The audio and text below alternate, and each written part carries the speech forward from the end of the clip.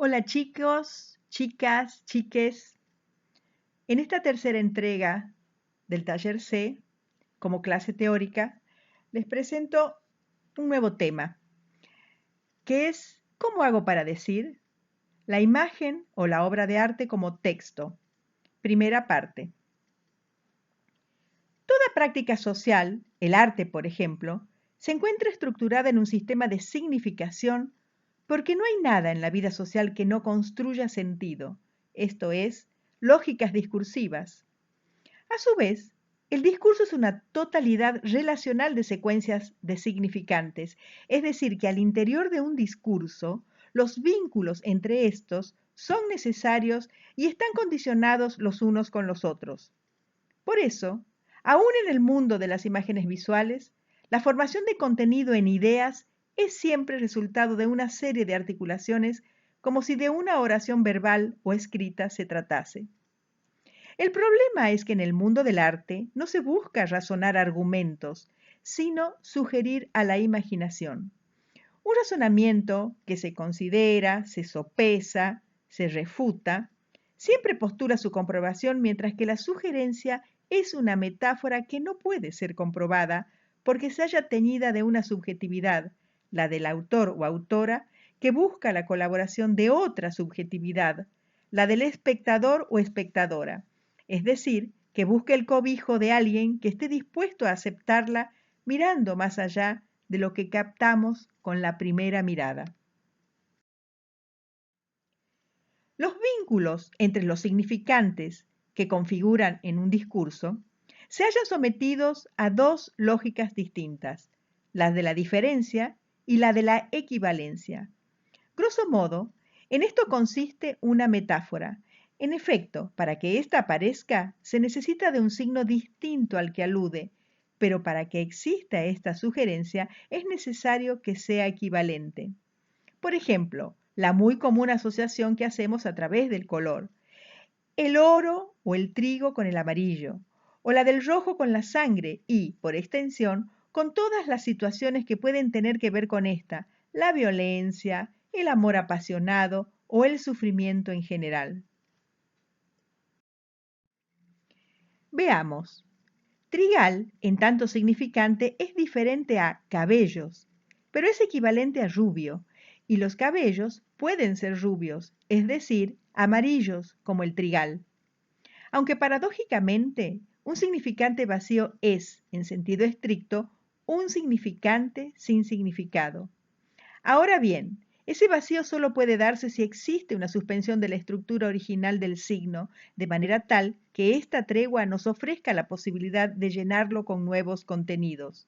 Así, el trigal amarillo que se vacía de su significado primigenio en la mente del zorro deja de referir a un trigal para pasar a evocar la cabellera rubia de su amigo, el principito.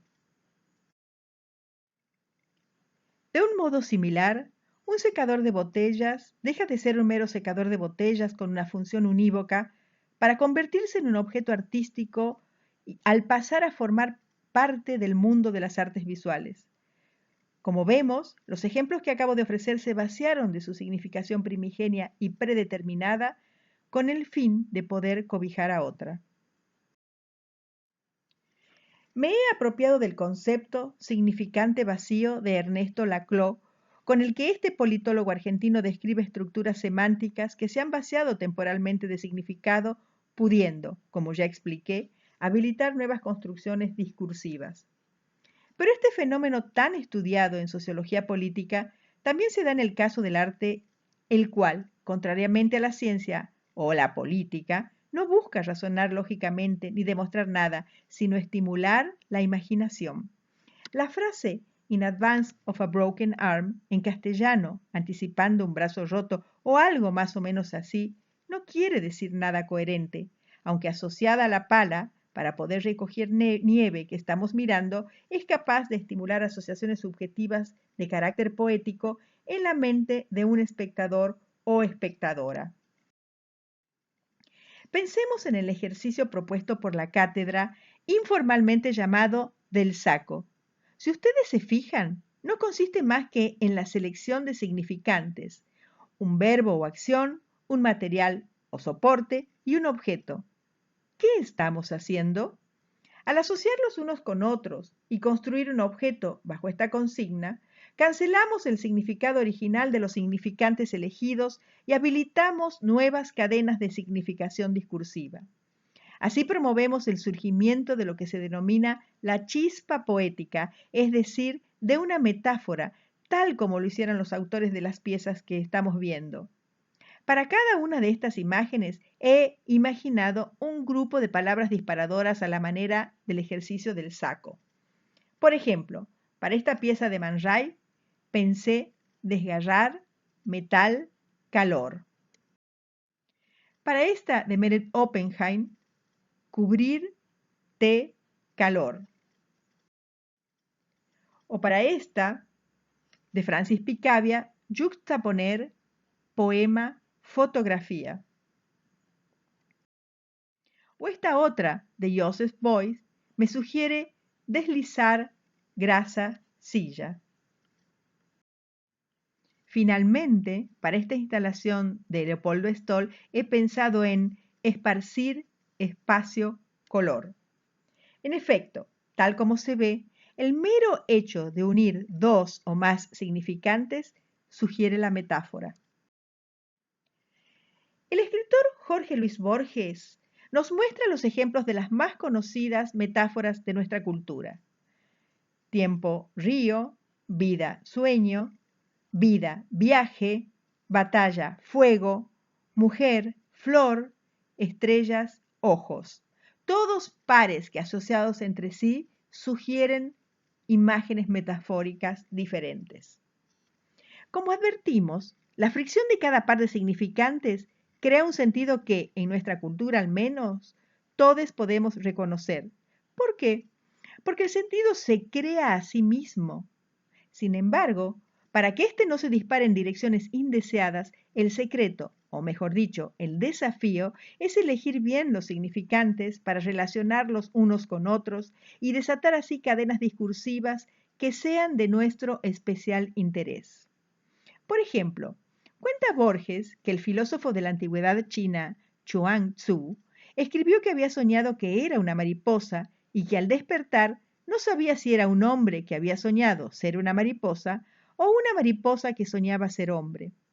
Con ello nos sugiere que aún en la realidad real, la vida humana tiene algo de sueño. Pero para sugerir algo tan evanescente e inmaterial como el sueño, el significante elegido debe ser eficaz. En este caso funciona bien, mariposa, pues si se trata de algo delicado y leve, no así ballena u oso, y mucho menos locomotora, por ejemplo. En efecto, si Chuang Tzu hubiese soñado ser un mecanógrafo, no hubiese acertado en absoluto eligiendo el significante mariposa. Ahora bien, el lenguaje cambia, tanto como los espectadores y espectadoras y los contextos sociohistóricos. Por eso, también se modifica el sentido. Es decir, a veces el tiempo degrada una metáfora y los signos originalmente elegidos pierden su belleza y o su capacidad de sorprendernos. Es el ejemplo de piezas y películas que envejecen mal o de artistas cuya producción también envejece mal porque construyen metáforas que han perdido eficacia discursiva y con ella también han perdido profundidad. Veamos el caso de Cut Piece, una de las acciones más conocidas de Yoko Ono, realizada en Tokio, New York y Londres durante el año 1964. Sentada, inmóvil en el escenario, con unas tijeras frente a ella, Yoko Ono esperaba que el público subiera y cortara un trozo de su ropa, poniendo de manifiesto la ausencia de neutralidad en las relaciones que se entablan entre el espectador o la espectadora, la o el artista y la obra de arte propiamente dicha. Asimismo, aunque Yoko Ono rechazara cualquier intencionalidad feminista, puede decirse que esta acción anticipa problemáticas importantes para las posteriores obras artísticas vinculadas al feminismo. Se trata, pues, de una metáfora simple, pero tan eficaz como profunda. Pero veamos esta otra pieza de la misma autora. sigue cuestionando la falta de neutralidad en la relación artista, obra de arte, audiencia. Pero al solicitar que los espectadores cuelguen de un arbolito de vivero una etiqueta de papel con demandas particulares, banaliza este vínculo, quitándole dramatismo y profundidad, ya que el público masivo se ve tentado a escribir tonterías y la estrategia se convierte en un apaño de cotillón. No solo eso, al perder novedad y capacidad para sorprender, también ha perdido su eficacia. Como dijimos, al principio por azar, pero cada vez con mayor conciencia, hasta que son buscados y seleccionados cuidadosamente en función de lo que se desea comunicar, los significantes vacíos elegidos se hallan dispuestos a alojar, nuevos significados. Pero, ¿cómo podemos interpretar las nuevas cadenas de discursivas que se desatan sin quedar atrapados en las viejas y aparentes referencias? Visualizar el proceso de interpretación no es tan simple, aunque sin embargo es algo que infatigablemente hacemos, pues solo percibimos la realidad del mundo a través de signos que desciframos de manera automática y constante. Grosso modo, fijamos nuestra atención en las señales que se repiten redundantemente como huellas o marcas y que Humberto Eco llama isotopía. Veamos ahora unos ejemplos. Esta instalación que estamos viendo es una obra del brasilero Cildo Meireles y tiene una particularidad.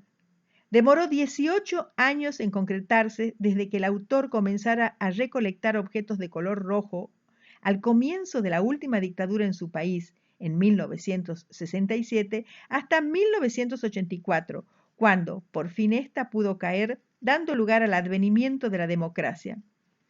Continuemos mirando las dos otras partes de desvío hacia el rojo, impregnación.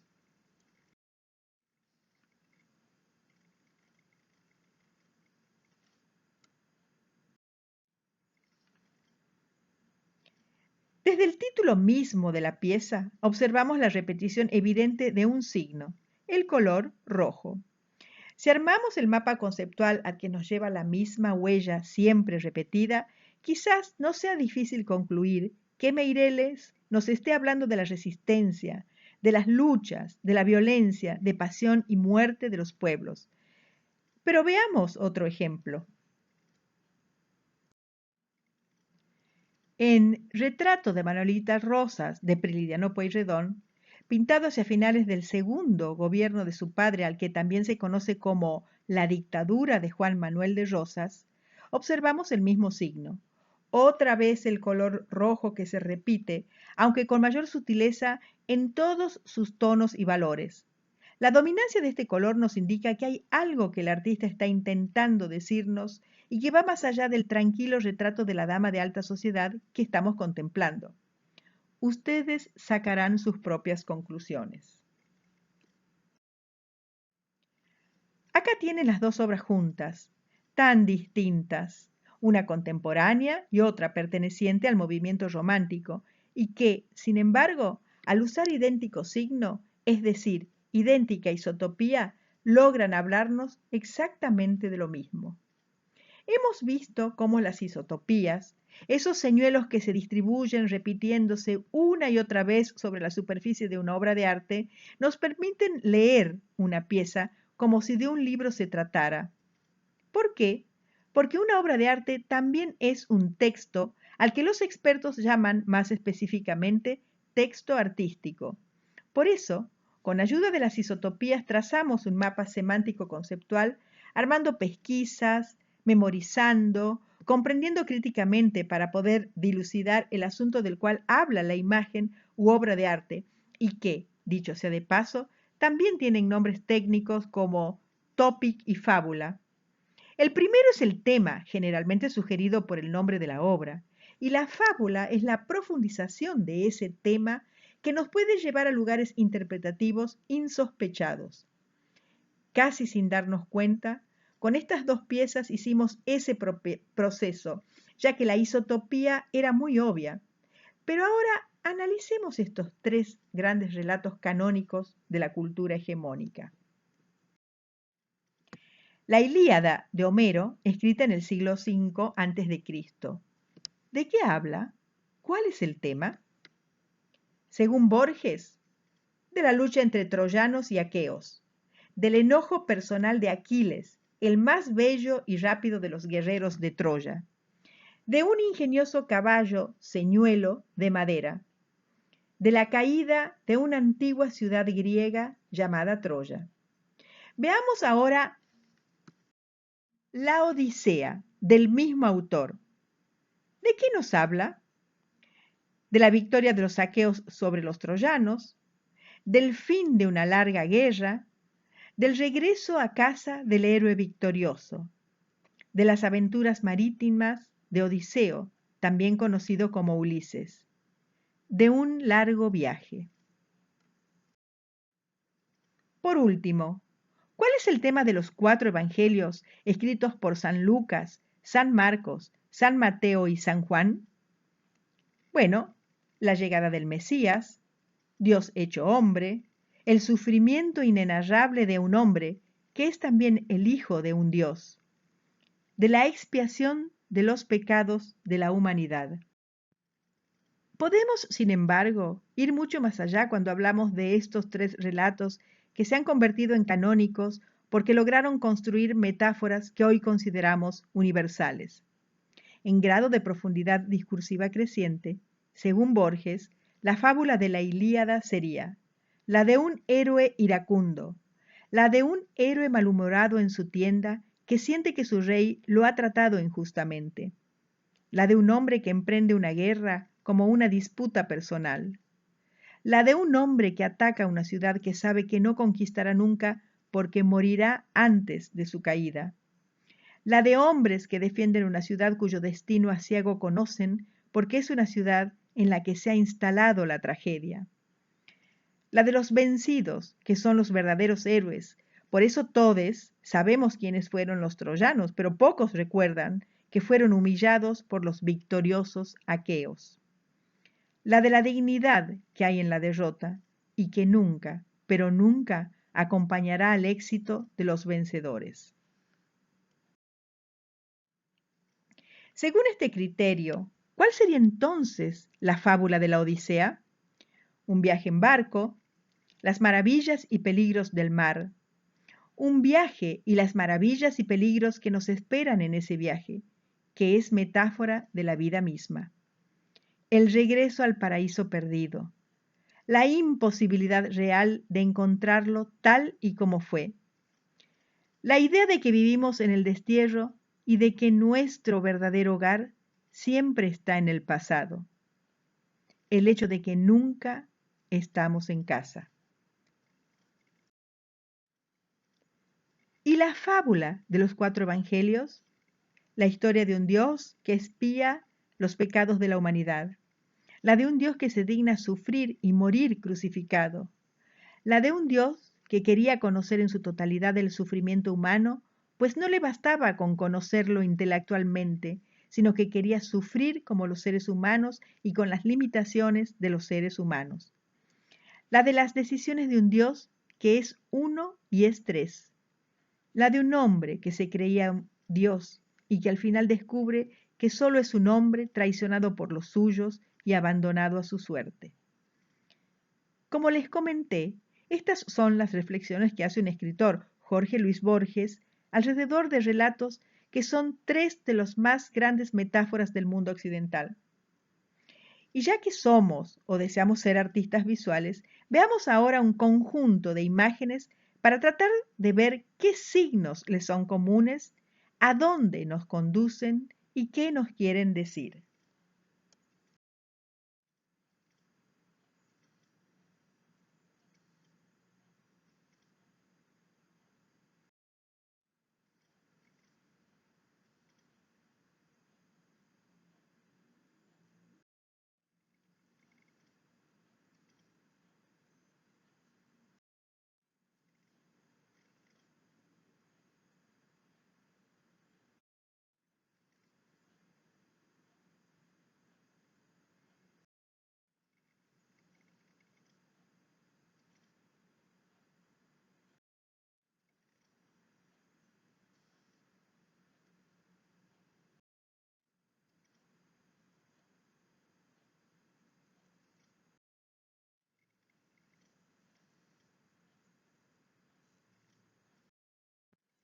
Ya ven, con los mismos significantes, en este caso el textil, podemos establecer un número casi infinito de variaciones y estar diciendo siempre lo mismo, o al menos estar siempre en el mismo registro, tal como ocurre con muchos de los grandes artistas.